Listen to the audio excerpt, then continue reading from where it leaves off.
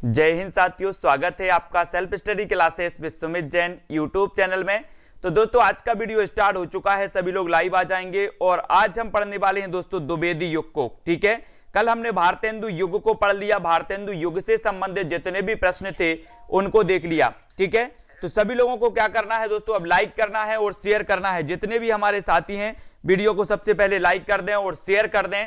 और दोस्तों हमारा जो ऐप है वो पब्लिश हो चुका है। अब आपको क्या करना है कि प्ले स्टोर में जाकर के, प्ले स्टोर में आप जाएंगे और प्ले स्टोर में जाकर के आपको सर्च करना है सेल्फ स्टडी क्लासेस, है ना। इतना सर्च करेंगे तो आपको ऐप मिल जाएगा सेल्फ स्टडी क्लासेस का। ठीक है, तो आप सेल्फ स्टडी क्लासेस का ऐप अब डाउनलोड कर सकते हैं साथियों।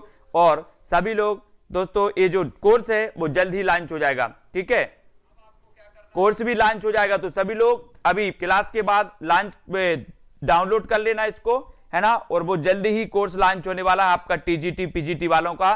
तो द्विवेदी योग आपको बताना है, द्विवेदी योग में हमें पढ़ना है कि द्विवेदी योग का नामकरण किसके नाम पर हुआ, किसके नाम पर हुआ द्विवेदी योग का नामकरण। चार विकल्प हैं आपके सामने, चार विकल्प में से हमें एक विकल्प का चयन करना है कि द्विवेदी योग का जो नामकरण हुआ है वो किसके नाम पर हुआ है। चार विकल्प है, शांति प्रिय द्विवेदी, आचार्य महावीर प्रसाद द्विवेदी, आचार्य हजारी प्रसाद द्विवेदी या फिर रामचंद्र शुक्ल। तब आपका राइट आंसर क्या होगा, सभी लोगों को दिख रहा है क्या, द्विवेदी योग का नामकरण किसके नाम पर हुआ।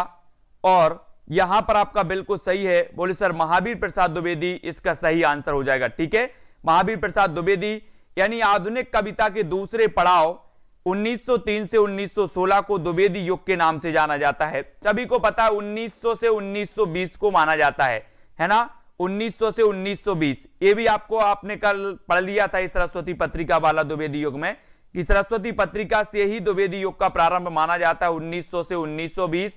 1900 में सरस्वती पत्रिका का प्रकाशन हुआ था, है ना। और सरस्वती पत्रिका के जो संस्थापक थे वो कौन थे, चिंतामणि घोष थे। सरस्वती पत्रिका के संपादक कौन थे, चिंतामणि घोष थे। और सरस्वती पत्रिका के प्रथम जो संपादक बने थे, प्रथम संपादक जो बने थे वो कौन बने थे, श्याम सुंदर दास। तो इतनी चीजें सभी लोगों को क्लियर है। और 1903 में जो बने थे वो कौन बने थे दोस्तों, 1903 में महावीर प्रसाद द्विवेदी, 1920 तक। ठीक है, अब यहां पर आपको बताना है दोस्तों, यहां पर अपन ने कुछ प्रश्न ये पढ़ लिए थे, फिर से अपन इनको पढ़ लेते हैं। द्विवेदी योग नामकरण किसके नाम के आधार पर किया गया, ये क्वेश्चन आपसे कई बार पूछा गया, इसको याद रख लेना। ठीक है, तो द्विवेदी योग का एक और नाम क्या है, चार का उत्तर आपको बताना है। संक्रांति काल, संधि काल, जागरण सुधार काल या फिर गद्य काल, आपको बताना है। ऐप लॉन्च हो गया है तो आप लोग क्या कर लेना है, आप लोग को, ठीक है, आप लोग को दोस्तों डाउनलोड कर लेना है। ठीक है ना। और द्विवेदी योग का जो नाम है दोस्तों वो क्या है, सी नंबर, यानी कि जागरण सुधार काल। जागरण सुधार काल इसका आपको बिल्कुल सही कर लेना है। ठीक है, द्विवेदी योग का नाम क्या है, जागरण सुधार काल। ये द्विवेदी योग को जागरण सुधार काल भी कहा जाता है। डॉक्टर रामकुमार वर्मा ने आदि काल को संधि काल तथा आचार्य रामचंद्र शुक्ल ने आधुनिक काल को गद्य काल नाम दिया था। ठीक है, गद्य काल। द्विवेदी युग का वह साहित्यकार जिन्हें कविता कामिनी कांत, भारतेंदु, प्रज्ञेंदु, साहित्य सुधाकर उपाधियों से विभूषित किया। कल ये अपन ने पढ़ा था, कल ये पढ़ा था दोस्तों, है ना। तो जल्दी से बताओ, किसी का गलत नहीं होने चाहिए क्वेश्चन। क्या हो, पेन का डिस्टर्ब कर रहा है। द्विवेदी युग का वह साहित्यकार जिन्हें कविता कामिनी कहा जाता है, किसी का भी नहीं होना चाहिए गलत। इसको हमने कल पढ़ा था, ये क्वेश्चन फिर से रिवाइज थोड़े से हो रहे हैं, 5-10 प्रश्न हम रिवाइज कर लेते हैं रोज, है ना। तो इसका उत्तर आपका होगा, किसे कहा जाता है, कमला जी, शालिनी, नाथू शर्मा शंकर, आपका बिल्कुल सही होगा। ठीक है, नाथू शर्मा शंकर को, है ना, भारतेंदु, प्रज्ञेंदु, साहित्य सुधाकर उपाधियों से विभूषित किया गया। और ये किस काल के कवि थे, द्विवेदी युग के। अब देखो अभी भी कुछ लोग गलत कर रहे हैं, मत करो यार गलत, जो कल नहीं आए थे उन्होंने किया होगा, है ना। द्विवेदी युग की पूछी है, भारतेंदु द्विवेदी युग के नहीं थे। मैंने कल भी आपको बताया था कि भारतेंदु द्विवेदी युग के नहीं थे। ठीक है, यहां पे आ गए थे हम, जूही की कली कविता को किस संपादक ने अपने पत्र में प्रकाशित किए वापस कर दिया था। ये क्वेश्चन भी अपन ने पढ़ा था कि प्रथम छंद मुक्त जो रचना मानी जाती है, प्रथम छंद मुक्त जो रचना मानी जाती है वो मानी जाती है जूही की कली। और जूही की कली के रचनाकार कौन है? सूर्यकांत त्रिपाठी निराला, सूर्यकांत त्रिपाठी निराला, है ना। और यहां पर थोड़ी सी आप क्वालिटी बढ़ा लेंगे, अपनी क्वालिटी बढ़ा लो जरा, है ना। जिसको धुंधला दिख रहा है वो अपनी वीडियो की क्वालिटी बढ़ा लेना। और जूही की कली जो है दोस्तों, इसको बिना प्रकाशित किए ही वापस कर दिया था। इस समय जो सरस्वती पत्रिका के संपादक थे वो कौन थे? महावीर प्रसाद द्विवेदी। और जूही की कली कविता को किस संपादक ने अपने पत्र में प्रकाशित किए वापस कर दिया था? तो वो किया था किसने दोस्तों? महावीर प्रसाद द्विवेदी ने। महावीर प्रसाद द्विवेदी, इसका आपको सही करना है, ठीक है, ये आपको याद रख लेना है, ठीक है। सभी लोग इसको चयन करेंगे। अब यहां पर आचार्य महावीर प्रसाद द्विवेदी के साहित्यिक नेतृत्व के उत्कर्ष में निराला का साहित्यिक जीवन शुरू होता है। निराला की जूही की कली 1916 ये छंद मुक्त रचना मानी जाती है, ठीक है, सभी को पता है, बिल्कुल सही है। अब यहां पर आपको बताना है कि निराला की कविता जूही की कली को किस संपादक ने बिना प्रकाश, एक कई बार पूछा गया है दोस्तों, इसलिए इसको माइंड में बिठा लेना कि सर जो जूही की कली थी निराला जी की प्रथम छंदमुक्त रचना थी, है ना। और महावीर प्रसाद द्विवेदी इस समय सरस्वती पत्रिका के क्या थे? सरस्वती पत्रिका के संपादक थे। और उन्होंने बिना प्रकाशित किए इसको वापस कर दिया था, ठीक है, बिना प्रकाशित किए इसको वापस कर दिया था। अंतःकरण की प्रवृत्तियों का नाम कविता है, ये किसने कहा है? अंतःकरण की प्रवृत्तियों का नाम कविता है, ये किसने कहा है? सभी लोग बताएंगे क्या हो जाएगा सही आंसर। प्रश्न क्रमांक 12 में थोड़ा सा जिसको धुंधला दिख रहा है वो क्वालिटी को, अपने वीडियो को क्वालिटी को जो है ठीक कर लेंगे, क्वालिटी बढ़ा लेंगे, ठीक है। तो बिल्कुल सही है, अंतःकरण की वृत्तियों के चित्र का नाम कविता है। मैंने आपको कल याद करवाया था, कितना याद है आपको? बोले सर अंतःकरण की अगर बात होती है तो अंतःकरण की बात तो करते हैं कौन? महावीर प्रसाद द्विवेदी, यानी कि महावीर करते हैं। और बी नंबर आपका बिल्कुल सही हो जाएगा, ठीक है। प्रताप जी बी नंबर सही है। राधिका जी बी नंबर जिन्होंने बताया उनका आंसर बिल्कुल सही है, वेरी गुड। आचार्य महावीर प्रसाद द्विवेदी ने कहा कि कविता अंतःकरण की वृत्तियों का चित्र बन जाती है। या रामचंद्र शुक्ल को याद करें तो इन्होंने कहा था कि जिस प्रकार आत्मा की मुक्तावस्था ज्ञान दशा कहलाती, उसी प्रकार हृदय की मुक्तावस्था रस दशा कहलाती है, ठीक है। इतनी चीज आप लोगों को क्लियर है। ये प्रश्न आपका रिवाइज हो गया है, कल भी अपन ने प्रश्न पढ़े थे ये 4-5 और आज भी अपन ने पढ़ लिया। अब आपको बताना है कि इनमें से द्विवेदी युग का कवि कौन सा नहीं है। द्विवेदी युग के कवि आपको पता होनी चाहिए। बोले सर महावीर प्रसाद द्विवेदी के नाम पर द्विवेदी युग का नाम रखा गया, बिल्कुल सही है ना। अयोध्या से उपाध्याय हरियोध खड़ी बोली में इन्होंने हिंदी का प्रथम महाकाव्य लिखा था। कौन सा लिखा था? प्रिय प्रवास। इन्होंने प्रिय प्रवास महाकाव्य लिख दिया, हिंदी खड़ी बोली का प्रथम महाकाव्य था, है ना। और द्विवेदी युग का कवि नहीं है तो कौन नहीं है? हमने एक क्वेश्चन पढ़ा था, बोले सर अयोध्या से उपाध्याय हरियोध हैं, है ना, रामनरेश त्रिपाठी हैं, मैथिली शरण गुप्त हैं, लेकिन कौन नहीं है? सोहनलाल। वेरी गुड आंसर, सभी लोगों ने बिल्कुल सही आंसर बताए हैं। अब दोस्तों यहां तक अपन ने पढ़ लिया था, अब यहां से अपन को पढ़ना है, ठीक है। ये आज का जो है वो अब यहां से स्टार्ट होता है। द्विवेदी युग के सर्वश्रेष्ठ जो गीतकार हैं माने जाते हैं, कौन माने जाते हैं? यहां से अपना आज का सेशन स्टार्ट होता है। द्विवेदी युग के सर्वश्रेष्ठ प्रगीतकार कौन माने जाते हैं? रूपनारायण पांडे, लोचन प्रसाद पांडे, मुकुटधर पांडे। द्विवेदी युग का बताना है। द्विवेदी युग का सभी लोगों को पता है 1900 से 1920 का काल द्विवेदी युग का काल माना जाता है, ठीक है। और 1918 से 1936 का काल छायावाद युग का काल माना जाता है, यह भी आपको याद रखना है, ठीक है। और द्विवेदी युग के सर्वश्रेष्ठ जो गीतकार माने जाते हैं, प्रगीतकार माने जाते हैं, वो कौन माने जाते हैं? अमरजीत कुमार जी, नैन्सी रानी, अनीता देवी, कविता जी। प्रश्न क्रमांक 14 में हमें चयन करने के लिए बोला है और सभी लोगों को ऐप डाउनलोड जरूर कर लेना है। प्ले स्टोर में सर्च करना है self study classes. Self study classes आप सर्च करेंगे तो आपको जो चैनल का अपना एक मोनो दिख रहा होगा, self study classes YouTube channel का मोनो, यही मोनो उसमें डला है ना। तो द्विवेदी युग के सर्वश्रेष्ठ प्रगीतकार माने जाते थे, तो वो माने जाते थे कौन? मुकुटधर पांडे। कौन माने जाते थे? मुकुटधर पांडे, यानी कि सी नंबर आपको बिल्कुल सही हो जाएगा। सी नंबर, मुकुटधर पांडे को छायावाद का प्रवर्तक कहा है रामचंद्र शुक्ल ने। मुकुटधर पांडे को छायावाद का प्रवर्तक किसने कहा है? किसने कहा है दोस्तों? रामचंद्र शुक्ल जी ने। और ये द्विवेदी युग के श्रेष्ठ प्रगीतकार माने जाते हैं, ये भी याद रख लेना है। अब ये मत सोचना कि एक कवि दूसरे युग में, तो एक कवि दूसरे युग में भी था, इस युग में भी था। इस प्रकार से लोचन प्रसाद पांडे के अनुज मुकुटधर पांडे भी सुकवि थे। वे प्रकृति के उपासक थे। इनके काव्य में भावात्मकता, आंतरिक संवेदना और रहस्यात्मक अनुभूति के दर्शन होते हैं।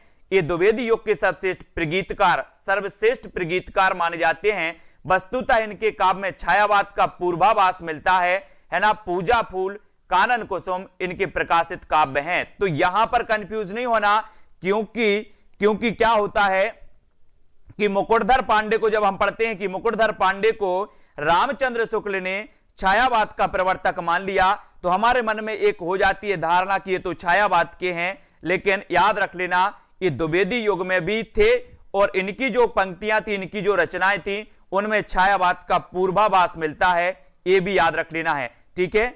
और दोस्तों छायावाद में 3 धाराएं प्रकार वो वही थी, कौन कौन सी? एक छायावाद में आपको पता होगा कि रामचंद्र शुक्ल ने जो माना था, वो माना था मुकुटधर पांडे को छायावाद का प्रवर्तक।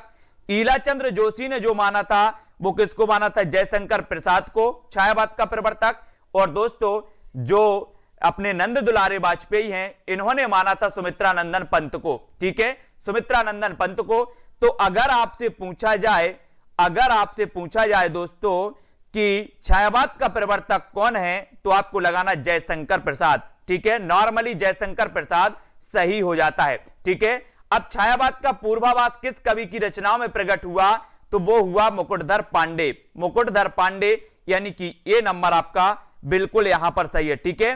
किस कवि की रचनाओं में छायावाद का पूर्वाभास, ये दोस्तों क्वेश्चन पूछा गया है कई बार, तो यहां पर आपका मुकुटधर पांडे बिल्कुल सही हो जाएगा। सी नंबर आपका सही हो जाएगा, ठीक है, सी नंबर।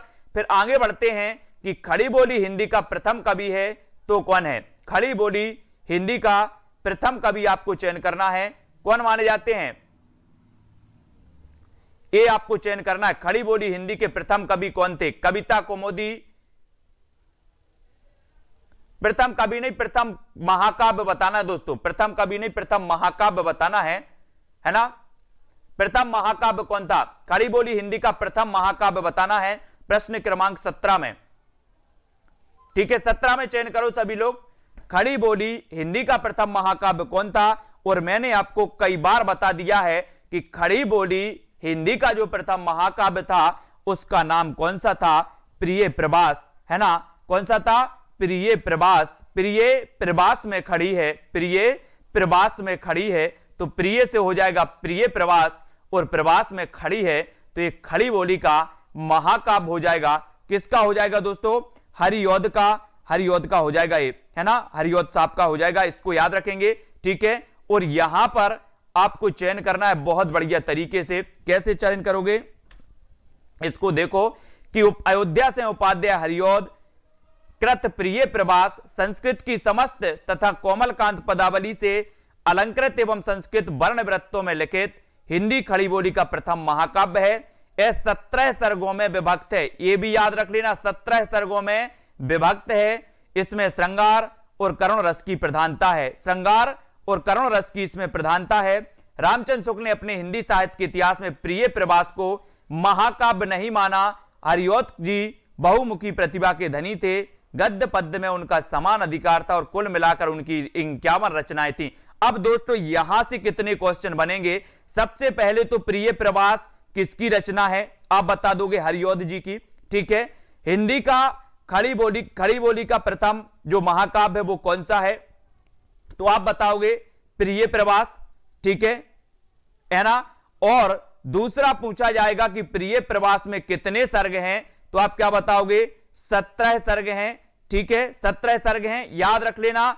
और आपको बताना है कि रामचंद्र शुक्ल ने हिंदी साहित्य के इतिहास में प्रिय प्रवास को महाकाव्य नहीं माना। यानी कि आपसे पूछा जाएगा निम्न में से बताइए किस आचार्य ने प्रिय प्रवास को महाकाव्य नहीं माना, तो आपको टिक करना है रामचंद्र शुक्ल जी ने प्रिय प्रवास को महाकाव्य नहीं माना दोस्तों, ठीक है, इसको याद रख लेना। और एक खड़ी बोली का प्रथम महाकाव्य माना जाता है, ठीक है। यहां पर देखो हरिओद जी ने जहां चौके चौपदे में मुहावरे के बाहुल तथा लोक भाषा के समावेश का प्रयास किया, वहीं वैदेही वनवास की रचना द्वारा एक प्रबंध सृष्टि का प्रयत्न होता है। देखो जहां चौके चौपदे भी इन्हीं की रचना है, किसकी, हरिओद की, ठीक है। और वैदेही वनवास की भी किसकी है, हरिओद की है। इनको मैं बहुत अच्छे से ट्रिक से आपको याद करवाऊंगा। अपने काव्य संग्रह रस कलश को ब्रजभाषा में लिखकर यह सिद्ध कर दिया कि ब्रजभाषा पर भी उनकी क्या थी, पकड़ थी। यानी कि रस कलश की भाषा क्या थी, तो ब्रजभाषा थी, ठीक है। और प्रिय प्रवास इन्होंने खड़ी बोली में लिखा। और हरिओद जी ने 2 नाटक लिखे, प्रद्युम्न विजय तथा रुक्मणी परिणय। ये लिख लेना, प्रद्युम्न विजय 1893 और रुक्मणी परिणय 1894 में इन्होंने 2 नाटक भी लिखे हैं, है ना। और 1894 में इनका प्रथम उपन्यास आया था, कौन सा, प्रेम कांता, प्रकाशित हुआ था 1894 में, ठीक है। और दोस्तों इनकी जो प्रथम रचना मानी जाती है वो कौन सी मानी जाती है, कृष्ण शतक मानी जाती है। कृष्ण शतक भी आपको याद रख लेना।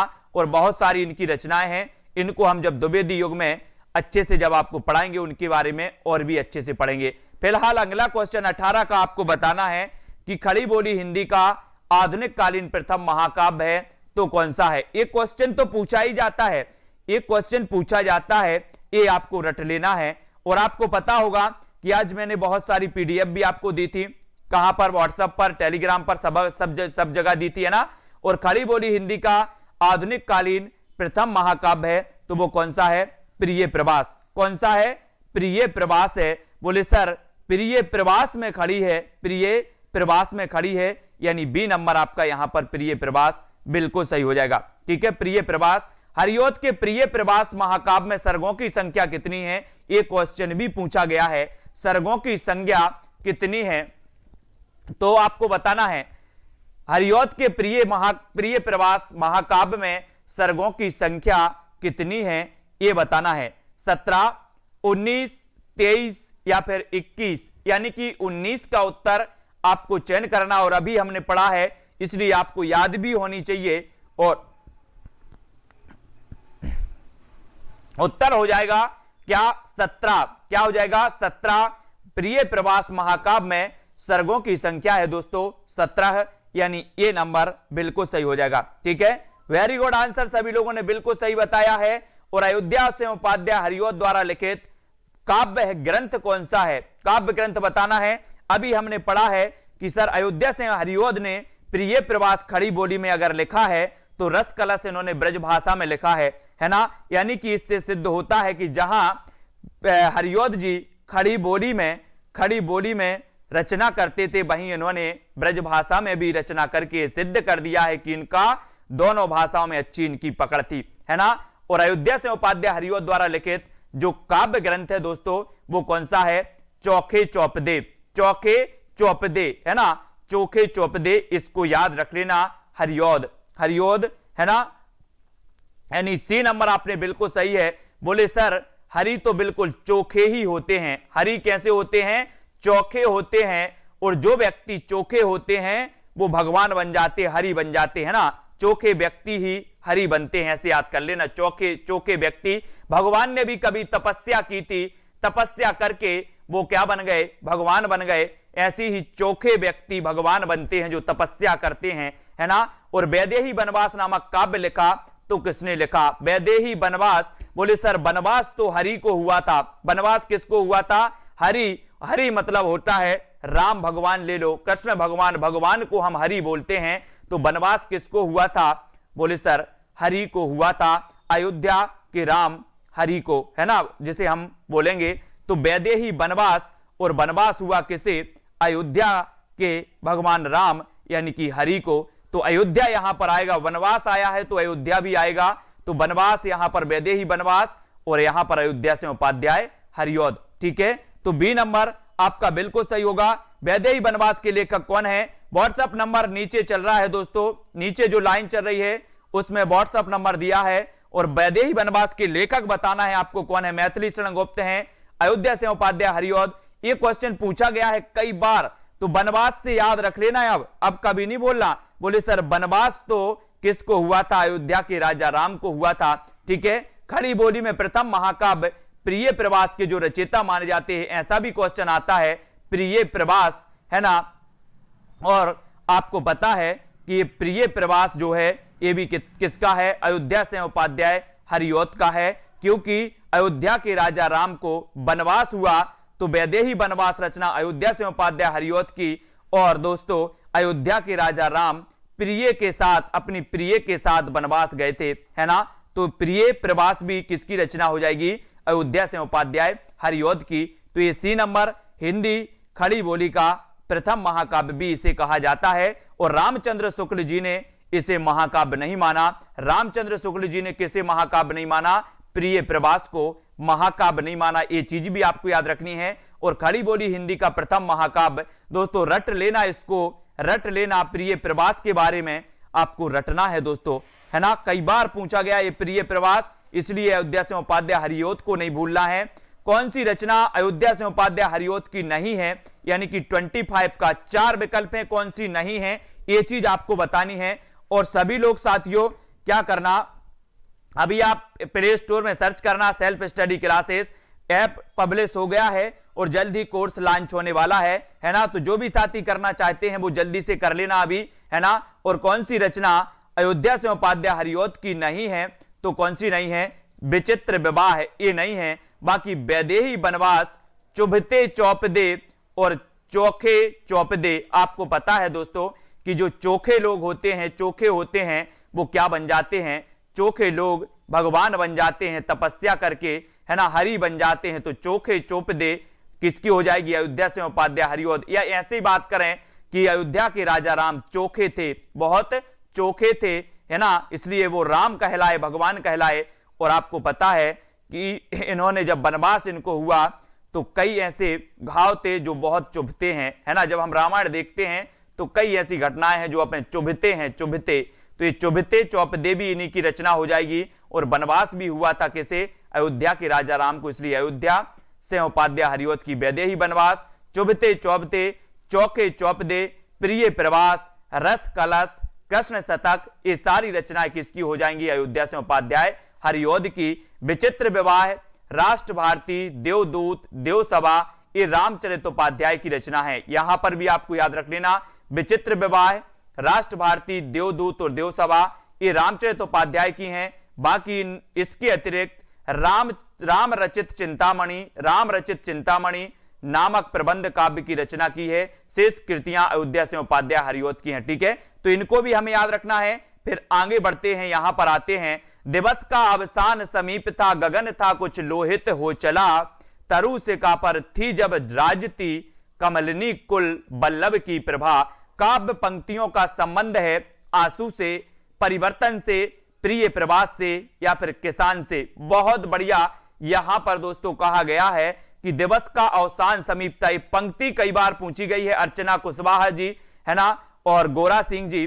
दिवस का अवसान समीप था, गगन था कुछ लोहित हो चला, तरु सिका पर थी जब राजती, कमलनी कुल बल्लभ की प्रभा। तो ये आपको पता होगा ये किसने कहा है, ये पंक्ति कहां से ली गई है, प्रिय प्रवास से ली गई है, प्रिय प्रवास से ली गई है, इसको याद रख लेना, है ना। प्रिय प्रवास, दिवस का अवसान समीप था, गगन था कुछ लोहित हो चला, तरु सिका पर थी जब राजती, है ना। तो ये आपका प्रिय प्रवास से ली गई है पंक्ति। और प्रिय प्रवास हिंदी का प्रथम, खड़ी बोली का प्रथम महाकाव्य है। ठीक है, इनको याद रखेंगे। फिर द्विवेदी युग की कविता है, तो बताना है द्विवेदी युग की कविता कैसी है। आपको दोस्तों विशेषताएं भी पढ़ना है। मैंने आपको बताई कि आदिकाल की विशेषताएं क्या थी, आदिकाल की प्रवृत्तियां क्या थी, द्विवेदी युग की प्रवृत्तियां क्या थी, अपनी भक्ति काल की क्या थी, रीति काल, छायावाद, इन सभी की हमें प्रवृत्तियां, विशेषताएं भी पढ़नी है। जब यहां से क्वेश्चन आता है तो 100 में से 10 लोगों पर बनता है, क्योंकि प्रवृत्तियां नहीं पढ़ते लोग, रचनाएं पढ़ ली, कवियों के नाम पढ़ लिए, ऐसे ही पढ़ना है। तो अपन को बहुत अच्छे से, जिसको पढ़ना है वो अच्छे से पढ़े, और फॉर्मेलिटी निभाना है तो वो तो निभा ही रहे हैं। द्विवेदी युग की कविता है तो वो कैसी है, उपदेशात्मक एवं इतिवृत्तात्मक मानी जाती है। यानी ये नंबर जिन्होंने बताया है शिल्पी पूर्णिमा जी, आपका बिल्कुल सही आंसर है। डॉक्टर नगेंद्र अपनी पुस्तक हिंदी साहित्य का इतिहास में लिखते हैं कि सामंत द्विवेदी युगीन काव्य को नीरस, इतिवृत्तात्मक और उपदेशात्मक कहा जाता है। अतः विकल्प क्या है? ए नंबर है। कौन लिखते हैं? डॉक्टर नगेंद्र लिखते हैं, डॉक्टर नगेंद्र जी, है ना। ये आपको चयन करना। और नेक्स्ट है इतिवृत्तात्मकता किस काव्य युग की प्रमुख विशेषता थी? तो आपको यहां पर याद रख लेना है दोस्तों, यहां पर अभी हमने पढ़ा था कि इतिवृत्तात्मकता और उपदेश कहा जाता है, यानी कि द्विवेदी युग की कविताओं में इस प्रकार की दोस्तों कविताएं थी, है ना। और इतिवृत्तात्मकता किस युग की प्रमुख विशेषता थी? तो किसकी थी? द्विवेदी युग की, द्विवेदी युग की दोस्तों विशेषता थी।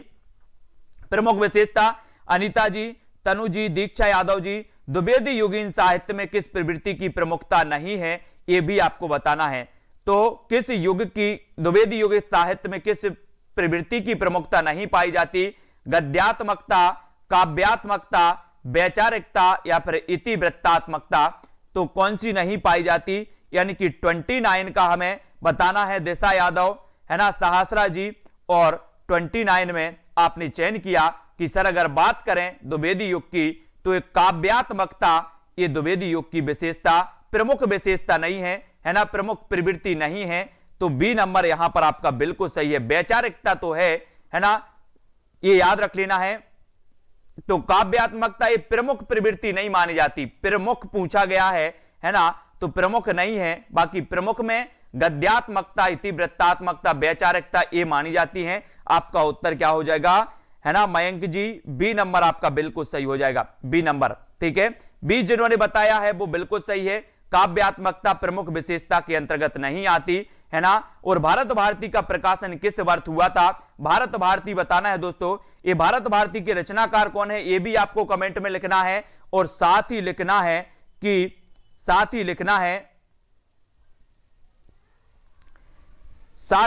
भारत भारती का प्रकाशन किस वर्ष हुआ?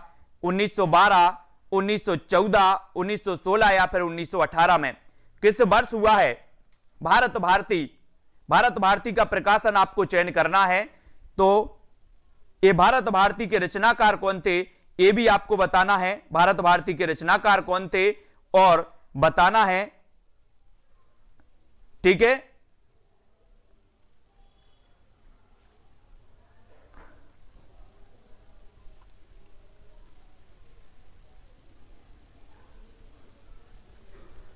तो यहां पर भारत भारती का जो प्रकाशन वर्ष है वो क्या है? ए नंबर, है ना, 1912 माना जाता है। और आपका ए नंबर जो है वो बिल्कुल सही है। अब यहां पर देखो कंफ्यूज नहीं होना, ये भारत भारती बहुत लोग कंफ्यूज हो जाते हैं, काय में बता देते हैं भारतेंदु, लेकिन ये किसकी है भारत भारती? मैथिली शरण गुप्त की है, मैथिली शरण गुप्त जी की है भारत भारती। और इसका रचना काल 1912 है, ठीक है, इसको याद रख लेना। और मैथिली शरण गुप्त मैंने आपको कई बार बताया है कि इनका उपनाम क्या था? दद्दा, इनका उपनाम था दद्दा। और ये मधुप उपनाम से भी लिखते थे, मधुप उपनाम था भी इनका और दद्दा भी इनका उपनाम था, ठीक है। ये क्वेश्चन पूछे जाते हैं उपनाम, ठीक है, तो इनको हमें याद रखना है। फिर आगे बढ़ते हैं। अगला जो अपना प्रश्न है कि यहां पर इनके बारे में पढ़ेंगे कि 3 अगस्त 1886 को झांसी उत्तर प्रदेश के चिरगांव में जन्मे मैथिली शरण गुप्त हिंदी के सर्वाधिक प्रभावी तथा लोकप्रिय रचनाकारों में से एक हैं। इनकी कविताओं में बौद्ध दर्शन, महाभारत, रामायण आदि के कथानक स्वतः उतर आते हैं। हिंदी की खड़ी बोली के रचनाकार गुप्त जी हिंदी कविता के इतिहास में एक महत्वपूर्ण पड़ाव के समान है। उन्होंने सन 1912 में राष्ट्रीय भावना से उत्प्रोत भारत भारती का प्रकाशन करवाया था। कितने खंडों में करवाया था? ये 3 खंडों में करवाया था, ठीक है। कितने खंडों में? 3 खंडों में, ठीक है। गांधी जी ने मैथिली शरण गुप्त को राष्ट्रकवि कहा था। एक फैक्ट आपको याद रख लेना, पूछा जाएगा। हाँ, भारतेंदु जी की भारत दुर्दशा है, वेरी गुड। गांधी जी ने मैथिली शरण गुप्त को राष्ट्रकवि कहा था। गुप्त जी को सन 1954 में पद्म भूषण प्रदान किया गया, है ना। साकेत इनकी सर्वोत्कृष्ट रचना है जिसमें लक्षण की पत्नी उर्मिला को नायिका बनाकर राम कथा कही गई, है ना। और जल्दी से बताओ साकेत के रचना काल क्या है? साकेत में 12 सर्ग माने जाते हैं। बोले सर साकेत में 12 सर्ग, है ना, वारकरी संप्रदाय के 12 और रामानंद जो थे इनके भी शिष्य 12 थे। तो ये 12-12 जो है बार बार आता है, 12-12 बार बार आता है, इसलिए साकेत में अभी 12 सर्ग थे।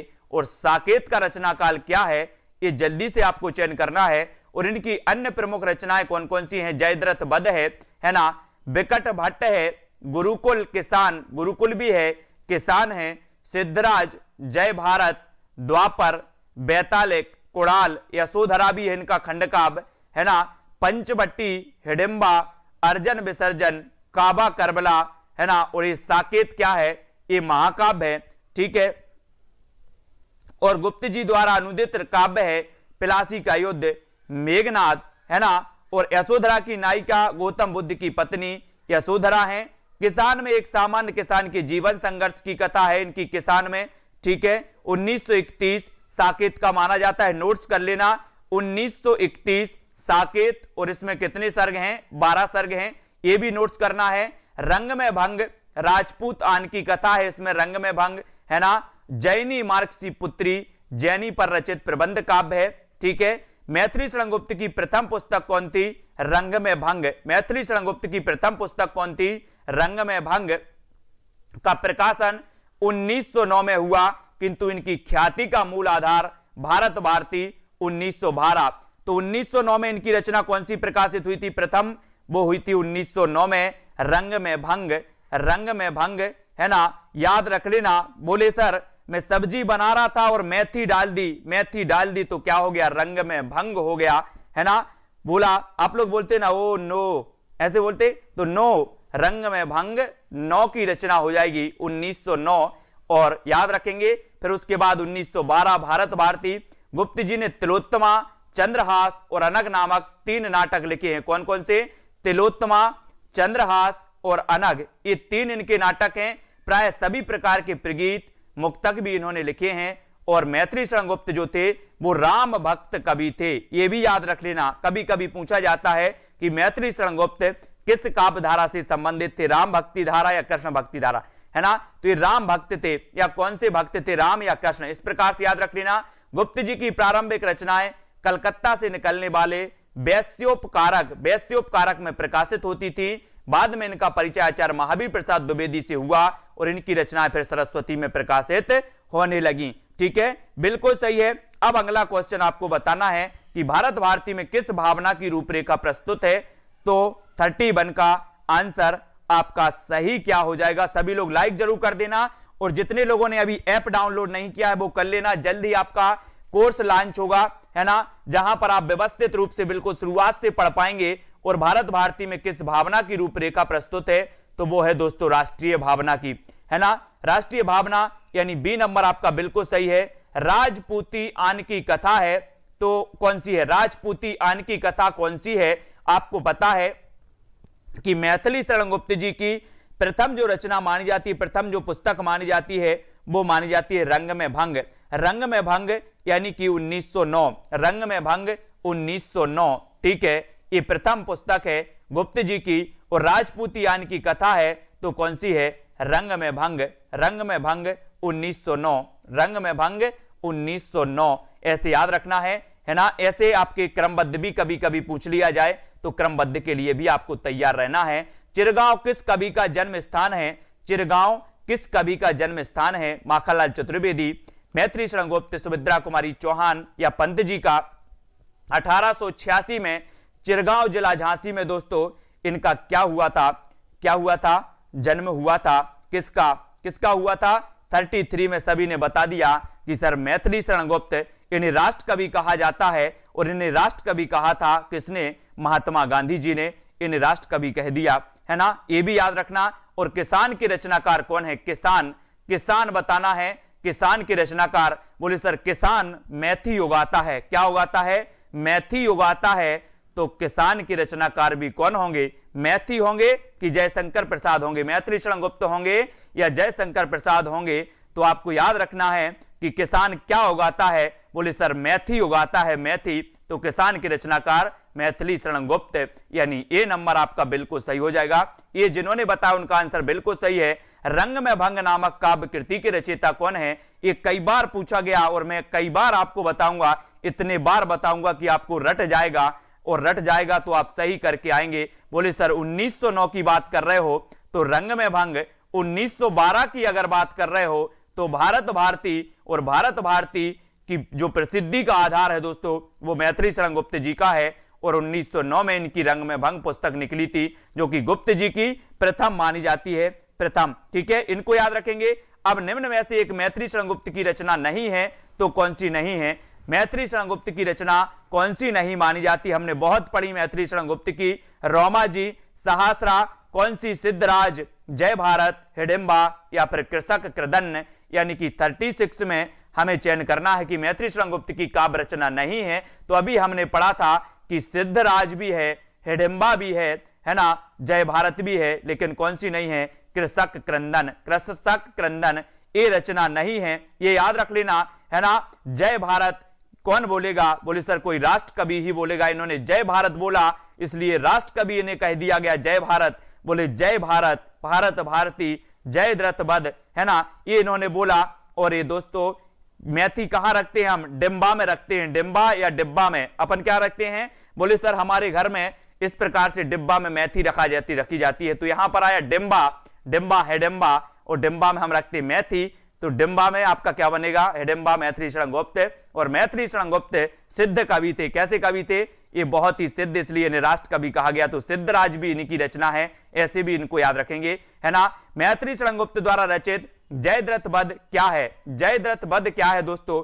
इनका एक यशोधरा है। इनका एक यशोधरा क्या है? खंड काव्य है, महाकाव्यात्मक खंड काव्य। कभी कभी पूछा जाता है कि मैथिली शरण गुप्त का कि कौन सी रचना महाकाव्यात्मक खंड काव्य है, तो वो है दोस्तों यशोधरा, उसको याद रखेंगे। और मैथिली शरण गुप्त द्वारा रचित जो जयद्रथ बध है, जयद्रथ बध है, वो कौन सा है?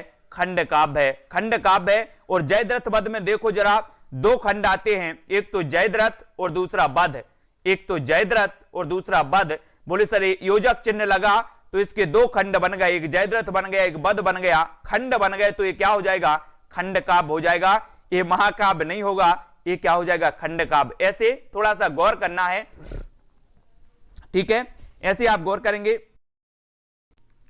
अब मैथिली शरण गुप्त द्वारा रचित जयद्रथ बध का प्रकाशन 1910 ईस्वी में हुआ, और मैथिली शरण गुप्त की प्रारंभिक रचनाओं में भारत भारती को छोड़कर जयद्रथ बध की प्रसिद्धि सर्वाधिक रही। हरिगीतिका छंद में रचित यह खंड काव्य कौन से छंद में रचित है? हरिगीतिका छंद में, ठीक है।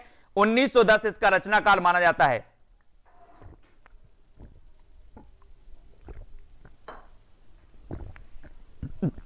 फिर आपको चयन करना है साकेत महाकाव्य का सर्वाधिक मार्मिक सर्ग कौन सा है?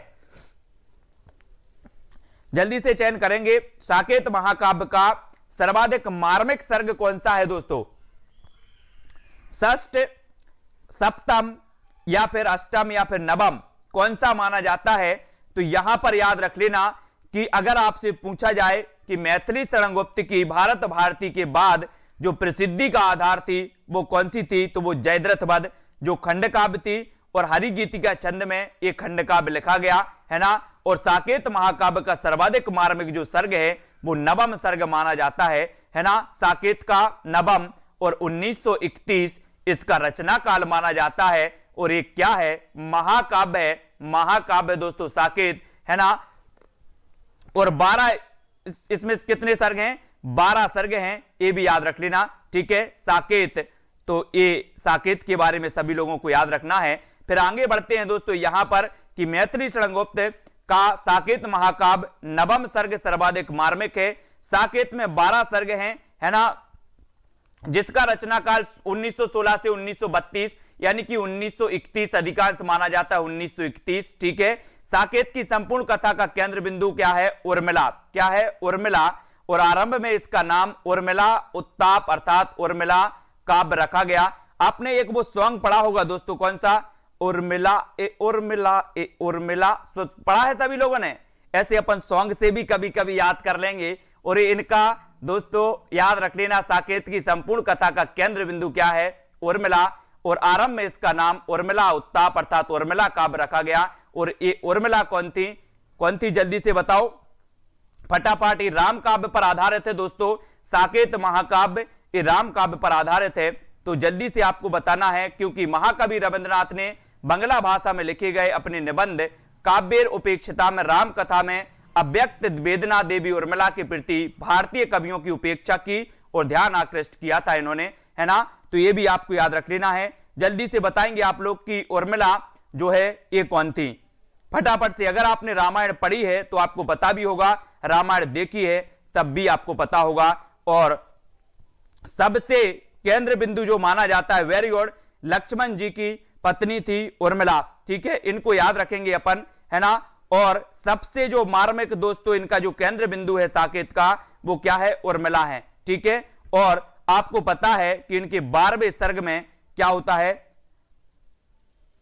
वेरी गुड, बहुत बढ़िया आंसर। साकेत की नायक कथा का मुख्य संबंध किसके चरित्र विकास से जुड़ा है, दोस्तों प्रश्न क्रमांक 39 का आपको चयन करना है यहां पर, है ना। और साकेत की कथा का जो मुख्य संबंध किसके चरित्र विकास से जुड़ा है, तो वो लक्ष्मण और उर्मिला, लक्ष्मण और उर्मिला, है ना, याद रख लेना, लक्ष्मण और उर्मिला। और अभी आप लोगों ने लॉकडाउन में रामायण देखी होगी, बिल्कुल रामायण बम्पर देखी, क्या चली, मैंने भी देखी, है ना। और साकेत की कथा का मुख्य संबंध था उर्मिला और लक्ष्मण के चरित्र से जुड़ा। मैथिली शरण गुप्त का सर्वश्रेष्ठ काव्य है, इसकी कथा साकेत को केंद्र मानकर लिखी गई और इस काव्य का प्रारंभ अयोध्या के राजभवन में होने वाले लक्ष्मण उर्मिला के विनोद से होता है ना। यह विशद प्रबंध काव्य है, इसमें लक्ष्मण की पत्नी उर्मिला को नायिका बनाकर राम कथा कही गई है दोस्तों।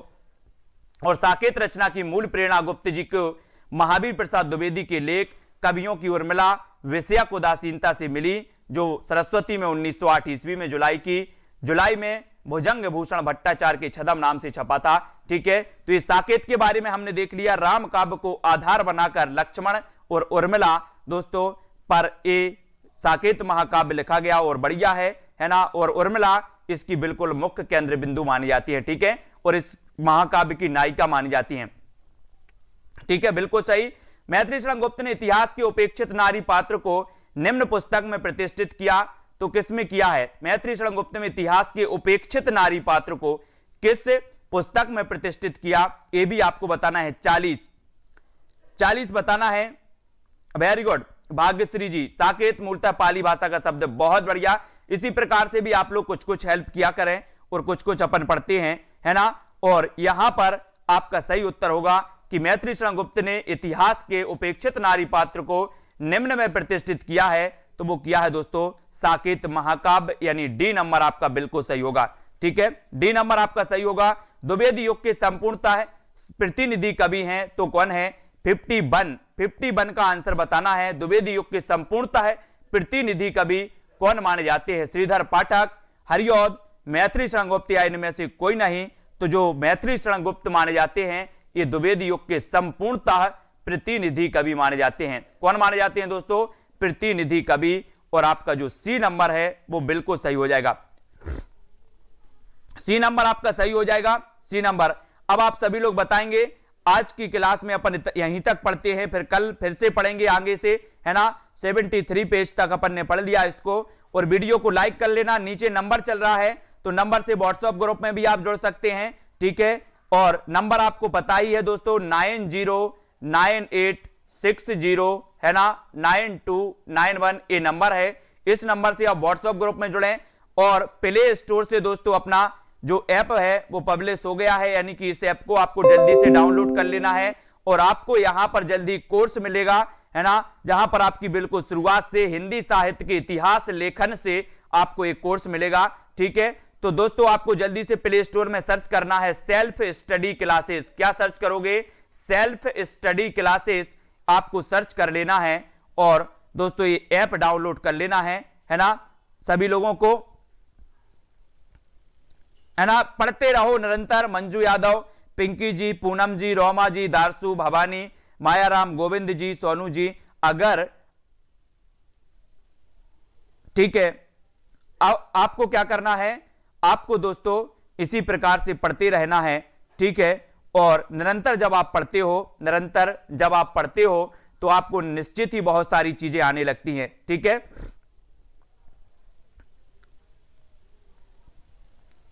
ठीक है, तो इस प्रकार से सभी लोग पढ़ेंगे।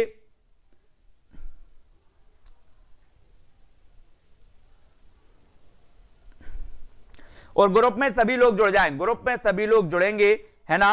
और जब आप ग्रुप में जुड़ जाते हैं तो वहां पर बहुत सारी चीजें आपको मिलती हैं।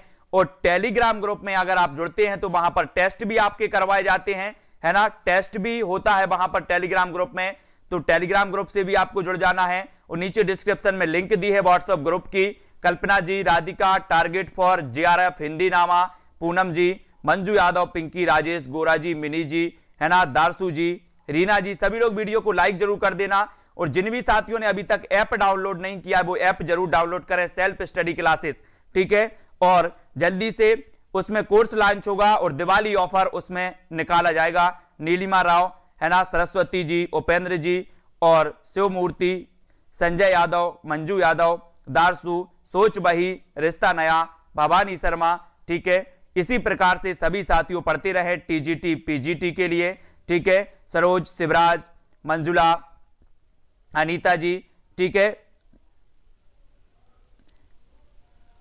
मिनी, राम, आदर्श, प्रमोद जी, श्याम जी, शिव कुमार जी, कुनल जी। दोस्तों अपनी पूरी ताकत आप लगा दो अगर ईमानदारी से आप कर रहे हो तैयारी।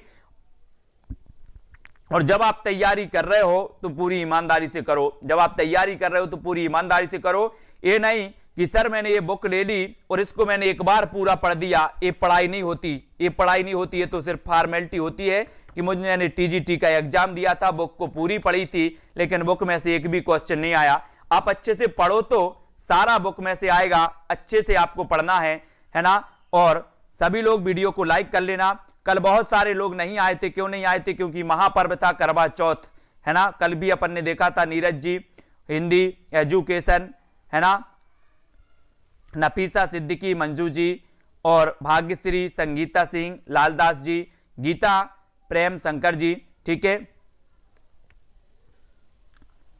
तो इसी प्रकार से संगीता सिंह जी, रानी गोस्वामी और राजेश मौर्य, मायरान, सोनू जी, ठीक है, कृष्णा जी, सभी को धन्यवाद। दोस्तों वीडियो को लाइक कर लेना, टेलीग्राम ग्रुप से जुड़ जाना, है ना।